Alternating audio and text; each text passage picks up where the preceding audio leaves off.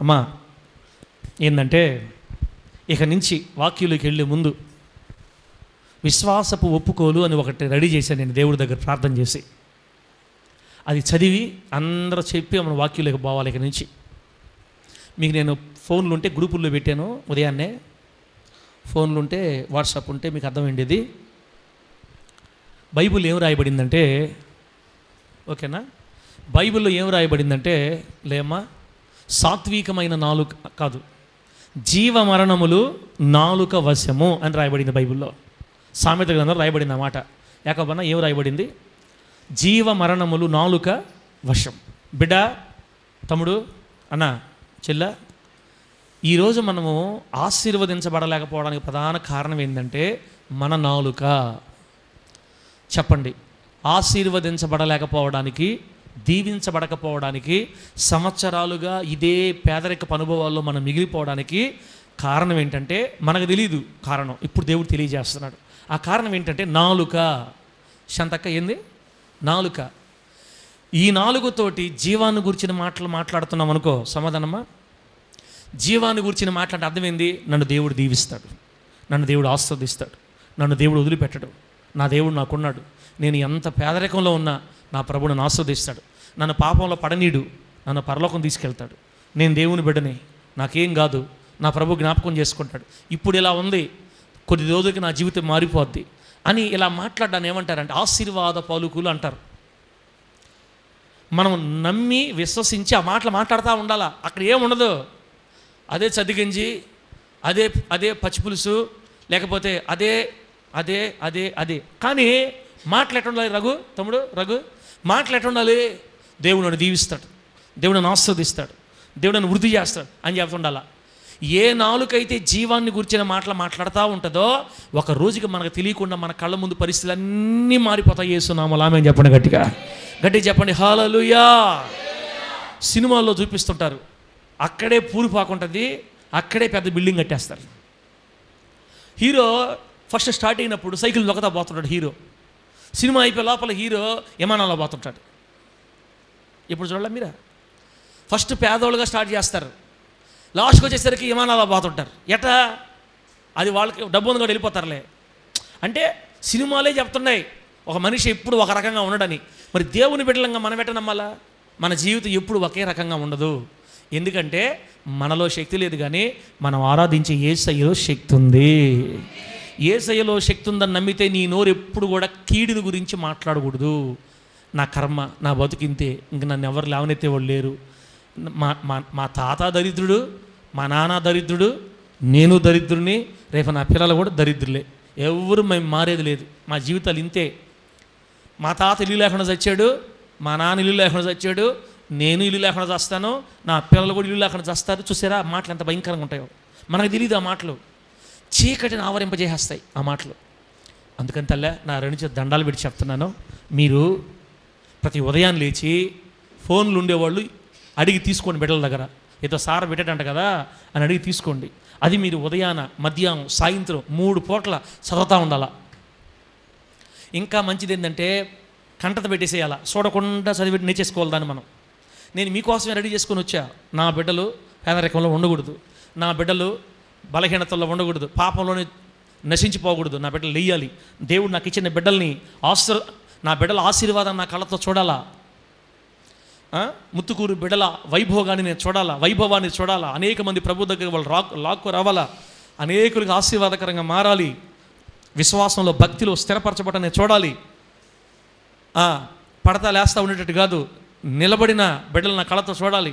ఆర్థికంగా దీవించబడాలి, ఆత్మీయంగా దీవించబడాలి, దైవికంగా దీవించబడాలి, సామాజికంగా దీవించబడాలి. అన్ని రంగాల్లో దేవుడు నాకు ఇచ్చిన బిడ్డలు దీవించబడాలని నేను కొన్ని మాటలు రాసుకొని వచ్చా. ఇప్పుడు చెప్పండి, మన నోటితో మాట్లాడుతూ ఉంటే మన కళ్ళ ముందు పరిస్థితులు ఒకరోజు ఖచ్చితంగా మారిపోతాయి. శాంతిరాజన్న, మారిపోవా? మారిపోతాయి. నోటికి అంత శక్తి ఇచ్చాడు దేవుడు, నాలుగుకి. బైబిల్ ఇంకో మాట, భయంకర మాట రాయబడింది, ఒకని నాలుక వలన లేదా ఒకని నోటి మాట వలన వారికి ఉరి వచ్చును అన్నది బైబిల్లో. ఏంది? మన మాట మనకి ఉరిని తీసుకొచ్చేస్తుందంట. లేరా లేపుతా, పైకి లేపుతాడు వాడిని. ఇప్పుడు నుంచి నేర్పియాల. ఏం చెప్పాను? మన మాట కృపాకరు, మన మాట మనకేం తీసుకొస్తుంది? ఉరి. నేను అప్పుల నుంచి బయటికి రాలేను, ఇంకా లేదు, అయిపోయింది, సావు ఒకటే, ఇక చచ్చిపోవటమే, రేపో మాపో బతకలేము. ఎక్కడమ్మాయి ఎవరున్నారు మనకు చెప్పు? సహాయం చేసేవాళ్ళు ఎవరున్నారు? బంధువులు ఎవరు కూడా మనకు మాట అనట్లా, బంధువులు ఎవరు కూడా మనకు సహాయం చేయట్లా. మనల్ని ఎవరు పట్టించుకుంటారు? ఏదో పేదవాళ్ళమి, డబ్బు లేని వాళ్ళమి, కులం లేని వాళ్ళమి, ఏంది మన జీవితం అసలు అని. అక్క, ఒకవేళ నిజంగానే నువ్వు పేదరాలు అయి ఉండొచ్చు, కానీ నీ దేవుడు చాలా గొప్పవాడు అక్క, నీకు తెలియట్లేదు. మన దేవుడు చాలా గొప్పవాడు, నమ్మండి. మీ నోటి మాట ఎప్పుడు కూడా చీకటి కూర్చున్న మాటలు మాట్లాడకుండా, కీడుని గురించిన మాటలు మాట్లాడకుండా, మరణాన్ని గురించిన మాటలు మాట్లాడకుండా అలవాటు చేసుకుందాం ఈ రోజు నుంచి. అలవాటు ఏ మాటలు మాట్లాడేటట్లుగా? జీవాన్ని గురించిన మాటలు మాట్లాడేటట్లు అలవాటు చేసుకుందాం. ఆ జీవాన్ని గురించిన మాటలు నేను చెప్తుంటాను, నాతో పాటు మీరు చెప్పండి. ఇప్పుడు చెప్తారా? మర్యాదగా చెప్పండి. దేవుని నామానికి మహిమ కలుగును గాక. ఇది నేను గ్రూపులో పెట్టాను, గ్రూపులు లేని వాళ్ళు ఒకసారి తీసుకోండి. ప్రతి ఉదయాన్ని మీరు చదువుకుంటూ ఉండాలి. వీలైనన్ని సార్లు చదవండి, ఇబ్బంది ఏముంది, 2 సార్లు ఏముంది. ఇన్నిసార్లు వీలైతే అన్నిసార్లు ఎక్కువ చదవాలా. ఇది హృదయపూర్వకంగా విశ్వసించి మనం మాట్లాడాలా.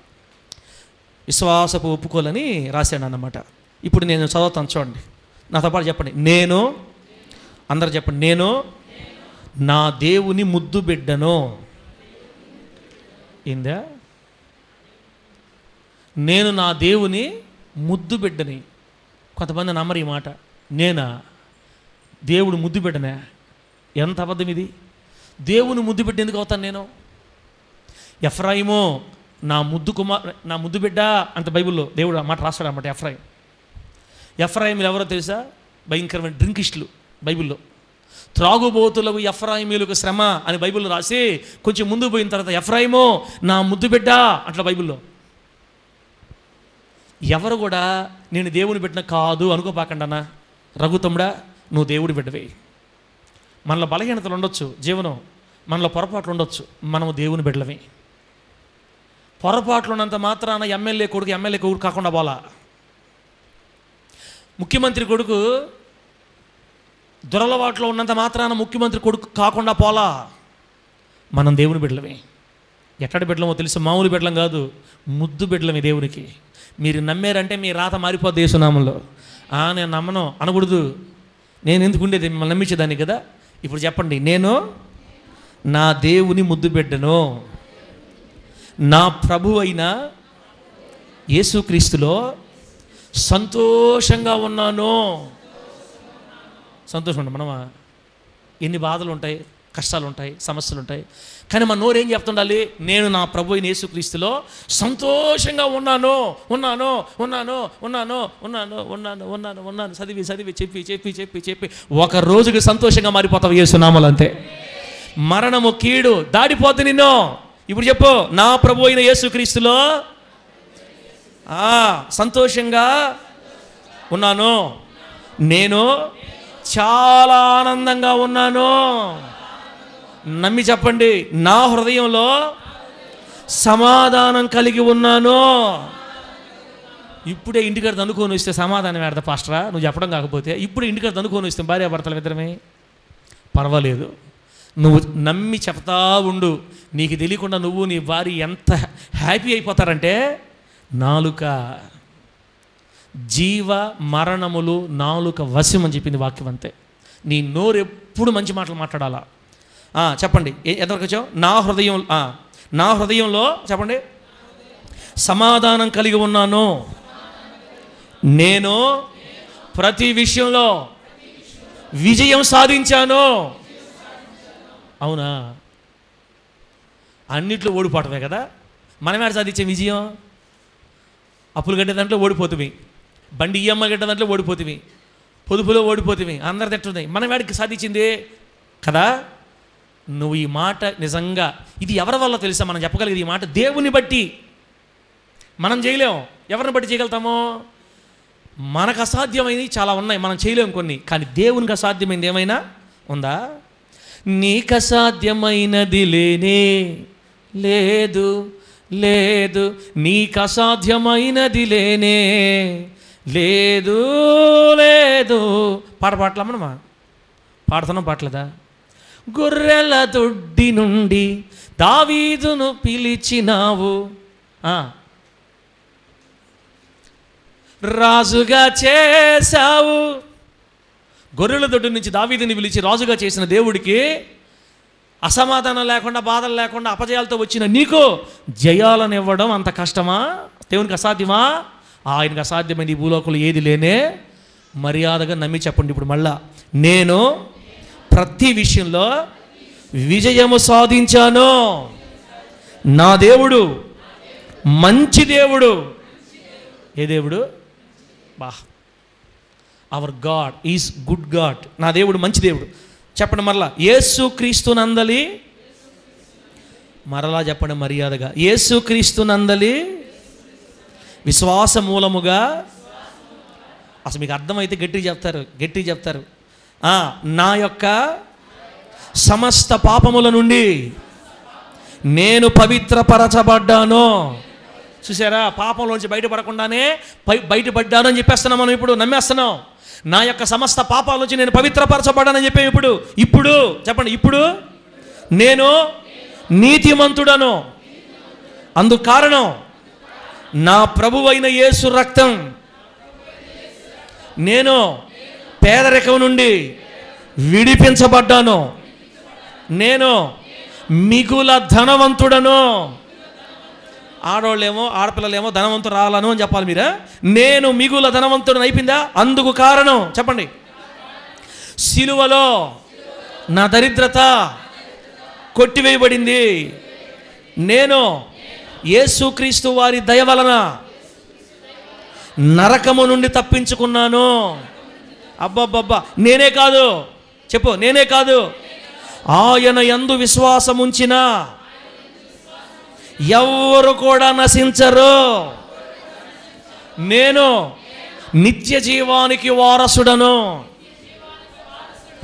నా ప్రతి బలహీనత నుండి నా దేవుడు నన్ను విడిపించాడు. నేను ప్రతి విధమైన అపవాది బంధకముల నుండి విడిపించబడ్డాను. నేను దేవుని యొక్క మూడంచెల కంచెలో భద్రంగా ఉన్నాను. నేను, నా ఇంటివారు, నా పిల్లలు దేవుని భద్రతలో క్షేమంగా ఉన్నాము. నా దేవుడు ప్రేమగల దేవుడు. ఇంత మంచి దేవుడు ప్రపంచంలో ఇంకెక్కడా ఇంకొకరు లేరు. నా దేవునికే సమస్త మహిమ చెందునుగాక. ఆమె. ఎట్టుంది? బాగుంది అంటారా? ఏంది బాగుండేదే? అన్ని అబద్ధాలు మాట చెప్తున్నా పాస్టర్. నేను నా పేదరికం తొలగించబడ్డాను. నేను ఇప్పుడు ధనవంతుడిని. దానికి కారణం యేసయ్య రక్తం. ఏడా ధనవంతులు మనము? అందుకే బైబిల్ ఏం రాయబడిందంటే, మన దేవుని యొక్క అలవాటు ఏంటంటే లేని వాటిని ఉన్నట్టుగా చూసే అలవాటు మన దేవుడికి. ఆమేనానండి? ఏం అలవాటు మన దేవుడికి? లేని వాటిని ఉన్నట్టుగా చూడటం. ఇప్పుడు మన దగ్గర లేవు, కానీ ఉన్నట్టుగా చూడాలి మనం కూడా. ఆయన పిల్లలం కాబట్టి ఆ అలవాటు మనకు కూడా రావాలి. విశ్వాసం అనున్నది విశ్వసించు వాటి యొక్క నిజస్వరూపం. మనం దేని గురించి విశ్వసిస్తున్నామో ఆ నిజస్వరూపాన్ని కళ్ళ ముందు చూడాలి. మనం లేని దాన్ని ఉన్నట్టుగా చూడాలా. అలాగే లేని వాటిని ఉన్నట్లుగా పలుకువాడు మన దేవుడు. కాబట్టి బిడ్డలారా, మీకు కొంచెం అటు ఇటుగా ఉండొచ్చు, కానీ బాధ ఏంది చెప్తున్నారు పాస్టర్ గారు సార్ అని. మీరు నా మాటిని గ్రూపులో పెట్టాను. ప్రతి ఉదయాన, మధ్యాహ్నం, సాయంత్రం, లేకపోతే ఎన్నిసార్లు వీలితే అన్నిసార్లు చదువుతా ఉన్నప్పుడు, చెప్తా ఉన్నప్పుడు ఇటు గుండె మీద చేయబెట్టుకొని నేను నా దేవుని ముద్దు పెట్టినే, నా ప్రభు యేసు సంతోషంగా ఉన్నాను, నేను చాలా ఆనందంగా ఉన్నాను. పలకతా ఉంటే చెవి వింటూ ఉంటుంది, చెవి వింటూ ఉంటుంది. నువ్వు చెప్తా ఉంటే చెవి వింటూ ఉంటుంది. ఈ చెవి రోజు రోజు రోజు రోజు రోజు రోజుకు రిపేర్ అయిపోతూ ఉంటుంది. వినుట వలన విశ్వాసం కలుగును అని చెప్పింది వాక్యంలో. విశ్వాసం ఎట్ట కలగద్ది? వింటా ఉంటే కలగద్ది. ఇప్పుడు నువ్వు నోటితో చెప్తా ఉంటావా, నీ చెవి వింటూ ఉంటుంది. ఒక రోజుకి నీ చెవి ఏమైపోద్ది అంటే, నువ్వు చెప్పింది అవును, కరెక్ట్, నిజము, నువ్వు రక్షించబడ్డావు, నీకు నరకం లేదు, నువ్వు పరలోకం నమ్మేస్తుంది. ఇంకా ఎప్పుడైతే హృదయం నమ్ముతుందో ఇక్కడ స్టార్ట్ అయిపోద్ది పని. కొన్ని నెలల లోపల, కొంతకాలం లోపల నీ చుట్టూ పరిసరాలు మారిపోవటం బిడ్డ నువ్వు కళ్ళతో చూస్తావు యేసు నామములో. ఇంత మంచి అవకాశం ఇచ్చిన తర్వాత కూడా మీరు మారకపోతే, మీరు నమ్మకపోతే నేను కూడా ఏం చేయలేను. ఇంకా వాక్యంలోకి వెళ్ళే ముందు బిడ్డ ఆ మాటల్లోనే నేను చదివిందంటే ఒక మంచి మాట ఉంది. అదేంటంటే, నేను ఏం చెప్పానంటే నేను నరకం నుంచి తప్పించుకున్నాను. చూడండి లాస్ట్ మాట, యేసుక్రీస్తు వారి దయ వలన నేను నరకం నుంచి తప్పించుకున్నాను. అలాగే నేనే కాదు, ఆయన యందు విశ్వాసం ఉంచిన ఎవ్వరు కూడా నశించరు, నేను నిత్య జీవానికి వారసుని నేను చదివాం కదా. నిజంగా బిడ్డారా, ఈరోజు మందిరంలో కూర్చున్న ఏ ఒక్కరు కూడా నరకానికి వెళ్ళరు అని చెప్తున్నాను నేను ఇప్పుడు. ఆమేననండి గట్టిగా. మీలో ఎవ్వరు కూడా నరకానికి వెళ్ళరు. జీవనం నరకానికి వెళ్ళడు, యాకోబన్న నరకానికి వెళ్ళడు, కరుణక్క నరకానికి వెళ్ళదు. మీకు ఎవరి మీద డౌట్ ఉంటుందో, ఎవరి మీద డౌట్ ఉంటుందో వాళ్ళు కూడా నరకానికి వారు. మనం యేసుని దేవుడిగా అంగీకరించాం. దేవుడు అంటే మీకు ఇష్టం, దేవుడు అంటే మీకు పిచ్చి. నేను క్రైస్తవుని ధైర్యంగా చెప్తున్నారు మీరు, నా ప్రభువులో నేను నిలబడతానని చెప్తున్నావు. నేను నా దేవుడిని బాధ పెడుతున్నాను కానీ నా ప్రభుని నేను ఏ విషయంలో బాధ పెట్టట్లా. ఆయనే నా దేవుడిని ఒప్పుకుంటున్నావు, ప్రేమతో మందిరంకి వస్తున్నావు, లోకం విడిచిపెట్టావు, విగ్రహాలు విడిచిపెట్టావు, దేవుడే నాకు ఉన్నది, ఆయనే నాకు దేవుడని ఒప్పుకున్నావు, బాప్తిసం పొందావు. బాప్తిసం పొందకపోతే తొందరగా బాప్తిసం పొందండి. చూద్దాంలే తర్వాత అనుకోబాకండి. బాప్తిసం తీసుకోకపోతే చాలా చాలా ఇబ్బంది పడతారు. దేవుని బిడ్డ, బాప్తిసం దేనికంటే యేసుక్రీస్తు నా దేవుడు అని లోకమంతటికి చెప్పే ఒక సూచన. నువ్వు బాప్తిసం తీసుకుంటే లోకమంతటికి నా యేసుక్రీస్తు నా దేవుడు, నేను ఆయన నమ్ముకున్నానని ఒక సూచనలో చూపిస్తావు లోకానికి. అప్పుడే నీ పాపాలు కూడా క్షమించబడతాయి. కాబట్టి త్వరగా బాప్తిసం తీసుకోవాలి. వచ్చే సంవత్సరం చూద్దాంలే, ఇప్పుడేమన్నా తొందర. ఈ టైం లోపల కానీ మనం కనుమూసామా, ఈ సమయంలో కనుక మరణం వచ్చిందా, కష్టం బిడ్డ. కాబట్టి దేవుడు అందరినీ ప్రేమిస్తున్నాడు. బాప్తిస్మం తీసుకున్న మనము, బలలో చేతులు వేస్తున్న మనము, క్రమంగా మందిరంకి వస్తున్న మనము, చిన్న చిన్న బలహీనతలు ఉన్నప్పటికీ కన్నీళ్ళు విడిచి దేవుడి దగ్గర క్షమాపణ పొందుతున్నావు కాబట్టి క్షమించేస్తున్నాడు దేవుడు. మనందరము పరలోకానికి పోతాం రేపు. ఆమేన్ చెప్పండి గట్టిగా. ఇక్కడ ఏ ఒక్కరు నరకానికి వెళ్ళరు. ఆమేన్. ఒక్కరు కూడా చెప్పాలి ఆమేన్ అని. ఒకసారి అంత గట్టిగా చెప్పండి, హల్లెలూయా. మేము ఆమేన్ చెప్పాం పాస్టర్ గారు, మేము నరకానికి పోతామంటే నేనేం చేస్తాను? ఒక కృపాకరం నేనేం చేస్తాను? కృపాకర్ చెప్పు. కృపాకర్ మనం ఏమైనా చేయగలుగుతామా? మేము ఆమేన్ చెప్పాము, మేము నరకానికే పోతామంటే ఇంక కోరుకొని పోతే నేనేం చేసేది? ఎవరు బారు అని చెప్తున్నాను కదా. ఎవరు బారు అన్న మాటకు అందరు గట్టిగా ఆమేన్ అని చెప్పండి. హల్లెలూయా. మీరందరూ దేవుని ముద్దు బిడ్డలు తమ్ముడా, మీరందరూ దేవుని ముద్దు బిడ్డలు అక్క. ఎందుకు పోతారు మీరు? ఇప్పుడు బైబిల్ తెరవండి, దేవుని వాక్యం చదువుకుందాం. దేవుని వాక్యం చదువుకుందాం. మార్కు సువార్త 9వ అధ్యాయం. మార్కు సువార్త 9వ అధ్యాయం 17వ వచనం నుంచి కొన్ని మాటలు చదువుతున్నాను, జాగ్రత్తగా వినండి. మార్కు సువార్త 9వ అధ్యాయం 17వ వచనం నుంచి.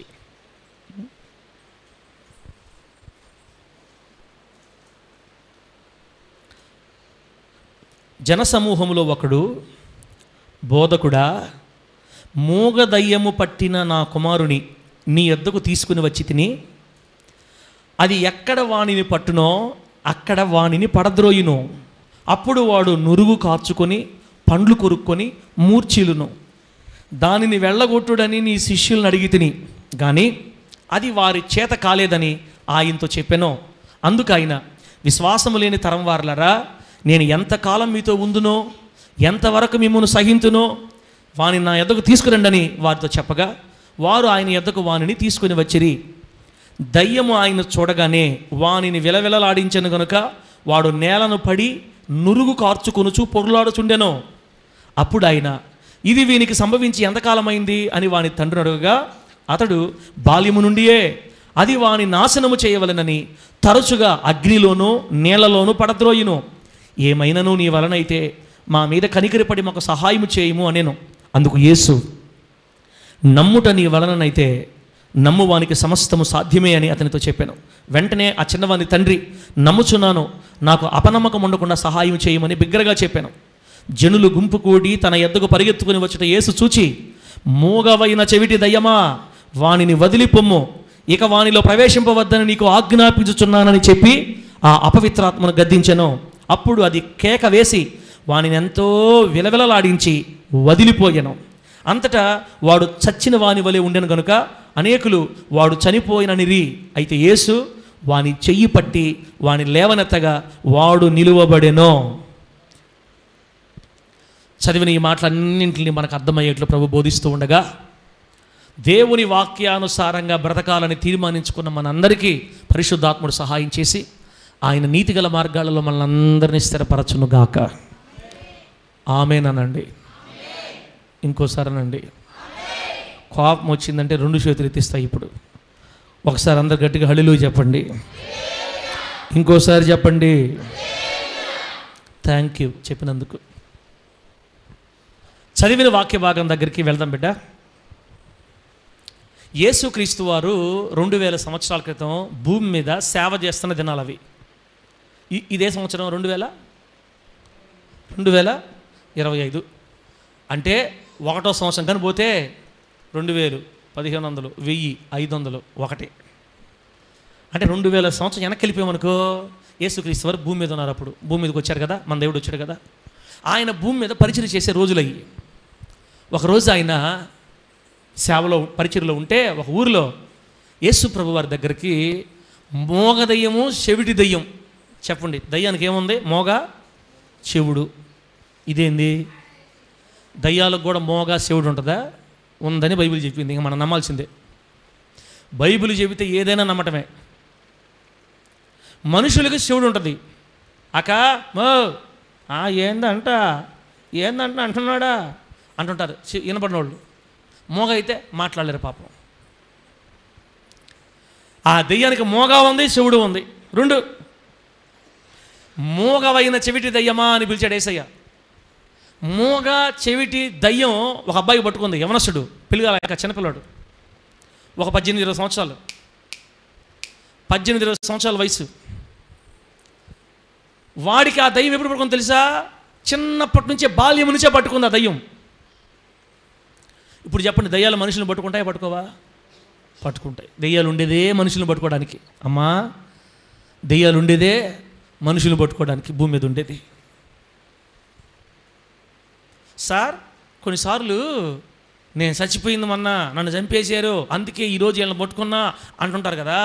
అట్లా చచ్చిపోయిన మనుషులు దెయ్యాలుగా పట్టుకుంటారు సార్. చచ్చిపోయిన వాళ్ళు దయ్యాలుగా మారి వాళ్ళని పట్టుకొని పీడిస్తారా? అది నిజమేనా? అమ్మా, ఒక మనిషి చచ్చిపోయిన తర్వాత, అంటే ఆ మనిషిని చంపేసినా, లేదా ఆ మనిషి కిరోసిన్ పోసుకొని కాల్చుకొని చనిపోయినా, మామూలు మరణమైనా, యాక్సిడెంట్ అయినా, ఎవరైనా మర్డర్ చేసినా, నరహత్య చేసి చంపేసినా, ఎలా చనిపోయినా, మనుషులు ఏ విధంగా చంపబడినా మరణించిన తర్వాత ఇక మనిషి ఆత్మకి భూమి మీద ఉండే అధికారం లేదు బైబిల్ ప్రకారం.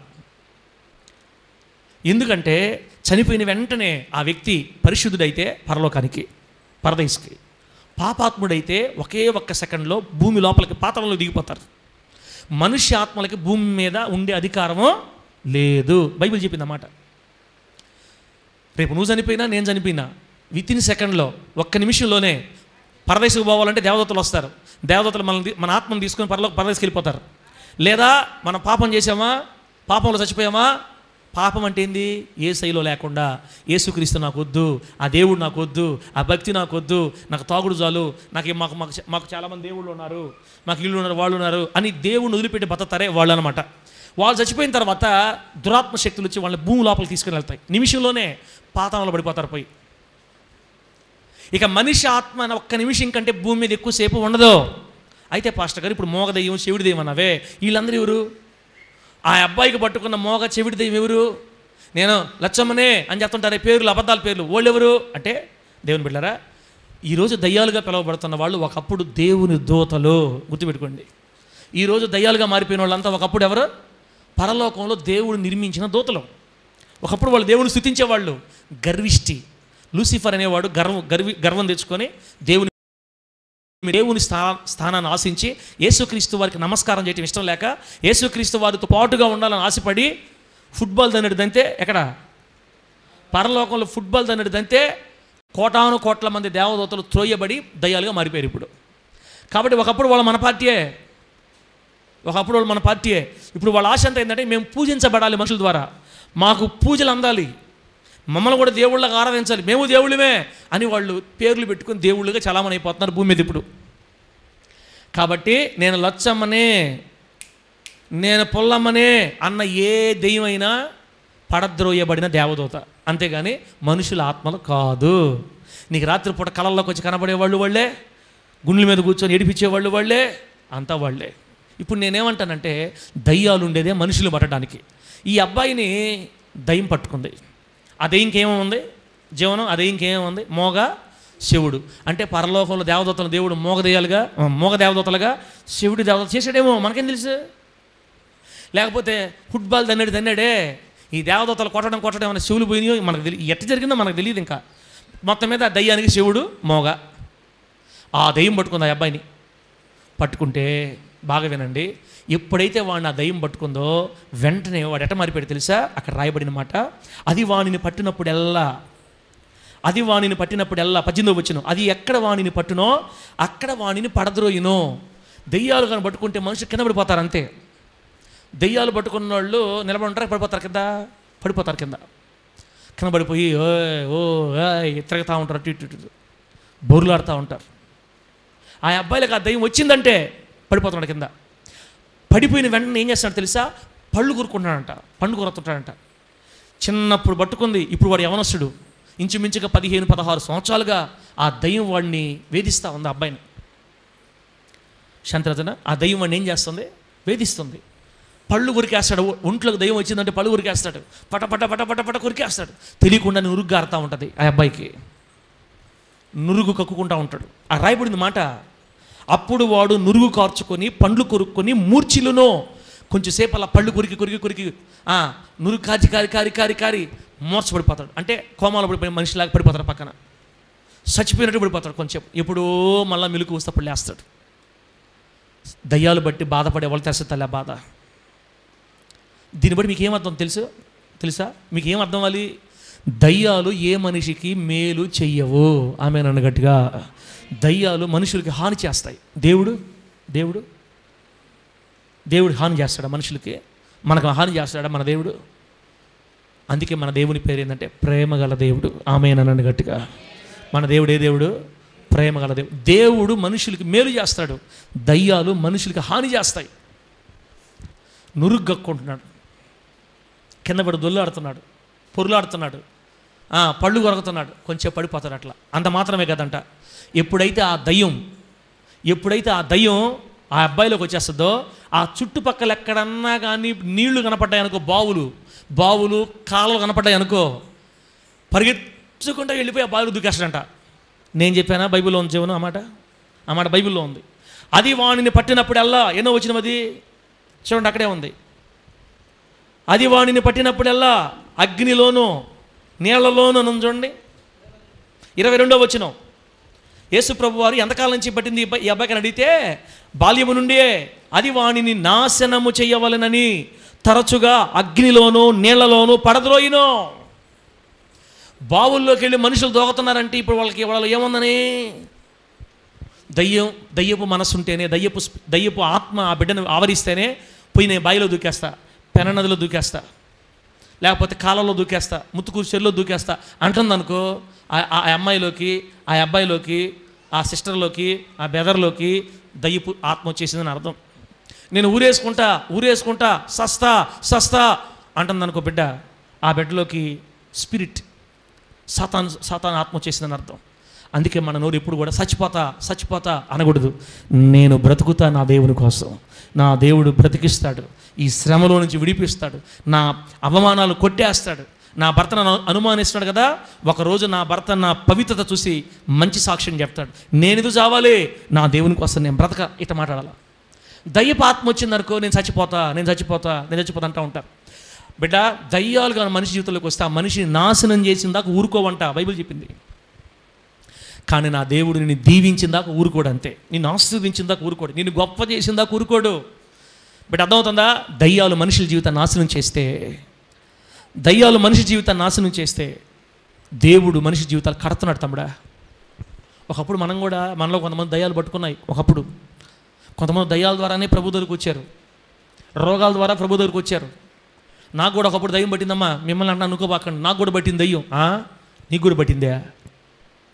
ఒంట్లోకి రాలేదు కానీ నన్ను డైరెక్ట్గా తీసుకెళ్ళిపోవాలనుకుంది. చెప్తా వినండి ఒకసారి ఆ మాట. నన్ను ఒకే రాత్రిలో తీసుకెళ్ళిపోవాలనుకుంది మరణం కప్ప. ఎందుకు వాడు నన్ను తీసుకెళ్ళిపోవాలనుకున్నాడు తెలుసా? దయ్యం ఈరోజు ఇంత సేవ చేస్తానని వాడికి అప్పుడే తెలుసు. ఈరోజు ఇంతమందికి వాక్యం చెప్తానని అప్పుడే తెలుసు. నాకు 16-17 సంవత్సరాలు వస్తున్నప్పుడే తెలుసు వాడికి. 16 కాదులే, తప్పు 16 కాదు, 8, 9, 10 సంవత్సరాల వయసులో, చిన్నప్పుడు 6వ క్లాస్ 7వ క్లాస్ 5వ క్లాసు 6వ క్లాస్ టైంలో అనమాట. 6వ క్లాస్ కూడా కాదు, 6వ క్లాస్కి సేవలకు వచ్చేసల్లా 6వ క్లాస్ కూడా కాదు, 2, 3, 1 స్టార్టింగ్లో 1993, 92 ఆ టైంలో అనమాట. ఏం జరిగింది? మా మామయ్య వాళ్ళ బాతుల దగ్గరికి వెళ్ళాను. నేను మాట వినట్లేదని ఏంది అప్పుడే నేను మాట వినట్లేదని మా నాన్న నన్ను కాపలాగా పెట్టాడు అనమాట. పశువులు మేడం పంపిస్తలా, మా డాడీ కోపం వచ్చినట్టు పంపించేస్తాడు అంతే. కోపం వచ్చిందానికి ఆయనకి కానీ బాతుల దగ్గర కాపలాగా పెడతారు, పశువుల దగ్గర కాపలా పెట్టేస్తారు కొంతమంది మనుషులు కోపం వస్తే. అట్లాగా మామ బాతుల దగ్గర పంపించాడు నన్ను కాపలాకి. ఒకరోజు మధ్యాహ్నం గుబ్బలు బాగా తిని ఆ బాతులు తోలుదామని కాలంలోకి పరిగెత్తుకుంటూ వెళ్తా ఉన్నా. ఆ పొలంలో తేలు ఏంది తేలు మిట్ట మధ్యాహ్నం పూట తేలుగా కుట్టిందంటే ఆ తేలుతో పాటే వచ్చేస్తుంది దురాత్మే అనమాట. చీకటి శక్తి దాన్ని రెడీగా ఉంది నన్ను కాటడానికి. నేను పరిగెత్తుకుంటూ వెళ్తున్నప్పుడు నా కాలు దాని మీద పడటం ఉంది, అది కొండు తగిలింది నాకు. పరిగెత్తుకుంటూ అక్కడ పెట్టి తీసే కాలు అంతే అప్పుడు గుచ్చుకుంది.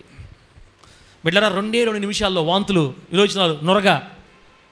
తేలుగరిస్తే 2 నిమిషాలుగా నొరగా మొత్తం వచ్చేస్తుందని నాకు తెలియదు అంతా వస్తుందని. కొంతమంది చెప్తుంటారు బిడ్డలు, సార్ తేలు గురించి ప్రార్థన చేయండి సార్, తేలు కుట్టింది. బాగానే ఉంటున్నారు, ఏ సత్యం రాసుకొని ప్రార్థన చేసుకుంటే పగిపోతుంది. నాకు అటగల మొత్తం వాంతి అయిపోయింది, కళ్ళు ఎలాడేసి నొర గారిపోతా ఉంది. నొరగ వచ్చిందంటే మనోడు మనం తాకాడని అర్థం. మనోడు అనకూడదు లేవండి, ముఠామేస్త్రి తాకితేనే నొరగ వస్తుంది. పామైనా తేలైనా బిడ్డరా 1-2 గంటల లోపల సీరియస్ పొజిషన్, వామిటింగ్స్ అయిపోయినాయి, విరోచనాలు అయిపోయినాయి, శరీరం పక్కచిక్కిపోయింది, బలహీనం అయిపోయింది. రాజుపాలెంలో ఒక హాస్పిటల్. ఇది జరిగింది ఎక్కడంటే బిడ్డరా మరి అల్లూరు నుంచి కొడవలు మన అల్లూరు పోయే రూట్లో ఆ ఊరు ఏంటంటే ఊరి పేరు గుర్తు రావట్లా అన్నా. కొడవలు దాటిన ఊరేనన్నా? కొడవలు దాటిన తర్వాత ఏం ఊరు నువ్వు చెప్పు? అది సరే, దేవుడికి స్తోత్రం. మొత్తం మీద దగ్గర అనమాట, రాజుపాలెం దగ్గర. ఆ రాజుపాలెం తీసుకొచ్చేసారు కారులు వేసుకొని. మా వాళ్ళు అప్పుడు ఏడుస్తూ ఉన్నారు, వాళ్ళకి ఎక్కడో వినపడుతుంది, ఏడుస్తున్నారు. ఆ రోజు ఆడ తీసుకెళ్తే, అయ్యా ఇది సీరియస్ కేసు, ఈ అబ్బాయి ఖచ్చితంగా ఇబ్బంది అయిపోయి తొందరగా తీసుకెళ్ళండి అంటే రామచంద్రుడు హాస్పిటల్ తీసుకెళ్ళి వేసారంట నన్ను. అప్పుడు చిన్నప్పుడు నాకు తెలియదు.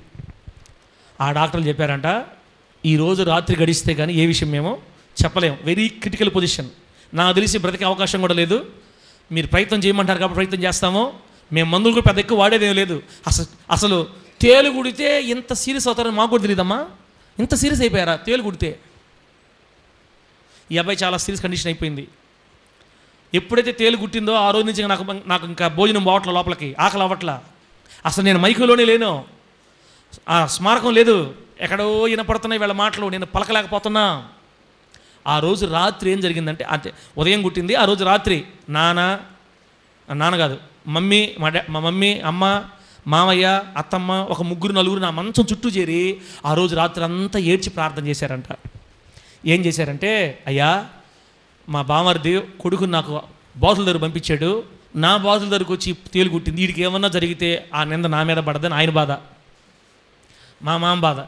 నా బాతుల దగ్గరకు వచ్చి ఏం జరగకుండా 1 సంవత్సరం బతికిచ్చి ఆ తర్వాత తీసుకునేమో అనేమో ఆ మాటలకు అర్థం. ఇప్పుడు మాత్రం తీసుకోబాకు, నాకు అవమానం వస్తుంది అనుకున్నాడు.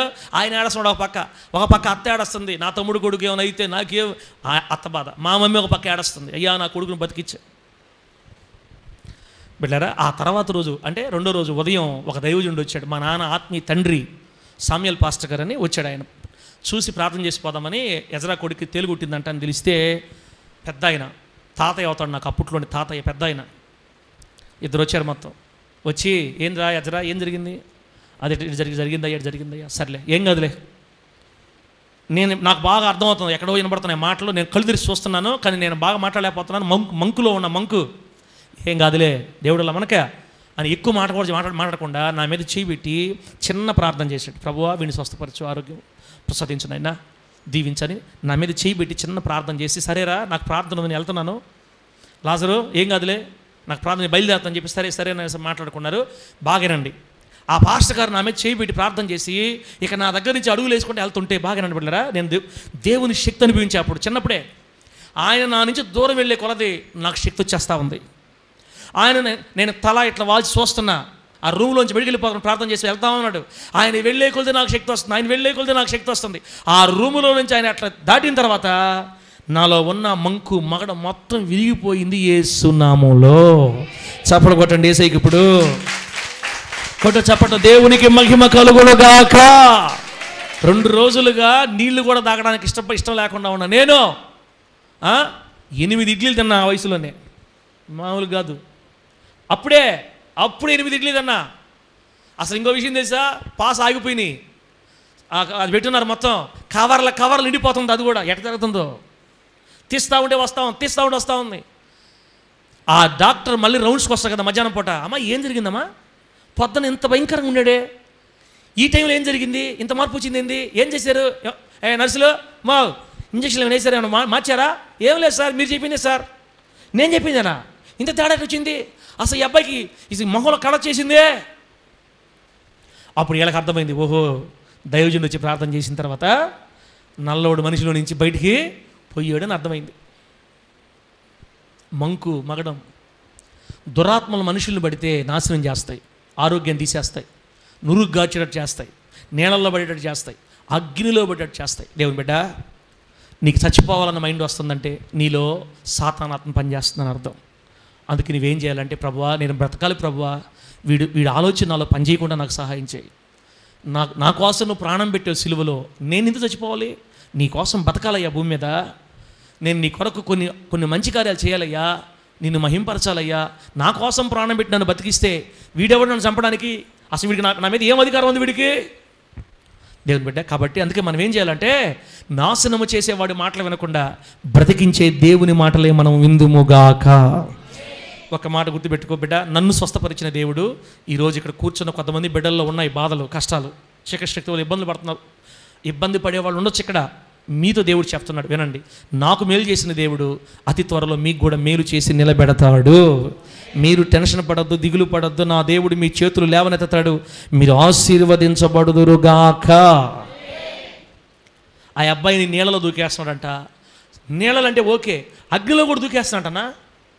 ఎక్కడన్నా కానీ మంట కనపడింది వెళ్ళిపోయి మంట దూకేస్తున్నాడు. అంతా కాలిపోయి ఉన్నాయి, కాళ్ళు కాలిపోయినాయి, చేతులు కాలిపోయినాయి, మచ్చలైపోయిన వాడికి.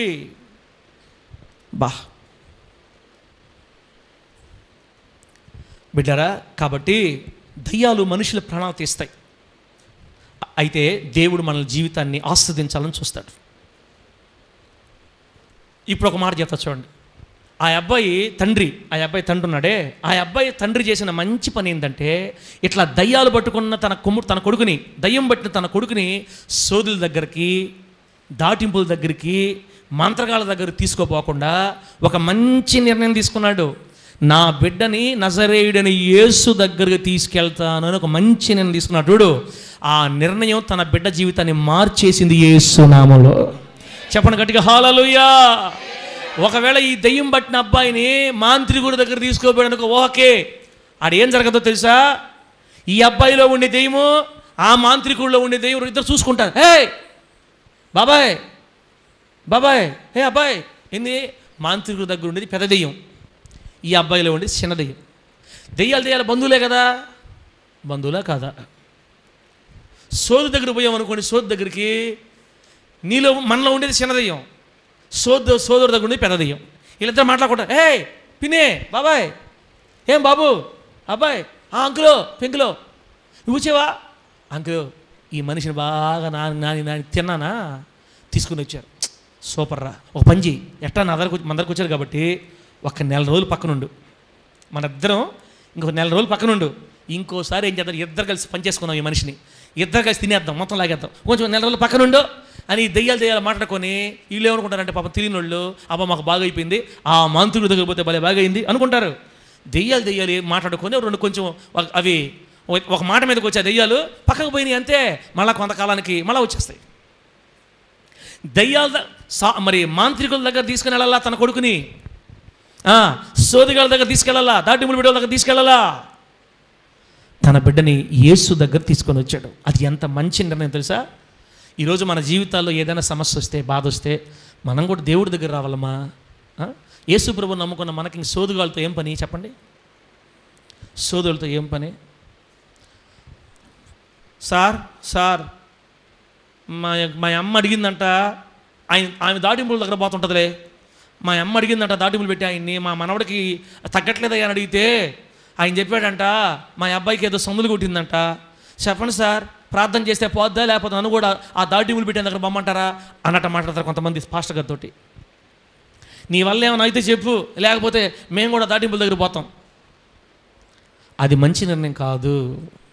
మన బిడ్డలకి సమస్యలు వచ్చినా, నీకు సమస్య వచ్చినా, నాకు సమస్య వచ్చినా, మనకు సమస్య వచ్చినా, అదిగో ఆ దయ్యము పట్టిన అబ్బాయి తండ్రి చేసిన పని మనం చెయ్యాలా. యేసు దగ్గరికి తీసుకొచ్చాడు. ఈరోజు నువ్వు నీ పిల్లల్ని, నీ బిడ్డల్ని నువ్వు యేసే దగ్గరికి వచ్చావు కదా, ఆయన మందిరికి వచ్చావు కదా తమ్ముడా. ఇప్పుడే కాదు, ఎప్పుడైనా నీకు ఏ సమస్య వచ్చినా యేసే దగ్గర రా. ఆయన దగ్గర జరగనిది ఏమి లేదు తమ్ముడా. ఆమె చెప్పండి గట్టిగా.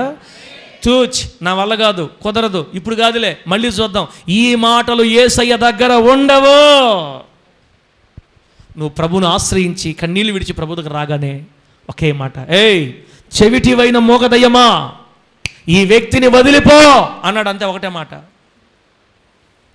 18 సంవత్సరాలుగా ఆ అబ్బాయిలో ఉన్న దయ్యం వెలవెలలాడించి వదిలిపెట్టి వెళ్ళిపోయింది యేసు నామములో. అంతే. చప్పట్లు కూడా అనిపించట్లా? అనిపిస్తే కొట్టు, అనిపిస్తే కొట్టు. చప్పట్లు కూడా అనిపిస్తే కొట్టు గట్టిగా. దేవుని నామానికి మహిమ కలుగును గాక. ఆమేన్. 18 సంవత్సరాల దయ్యం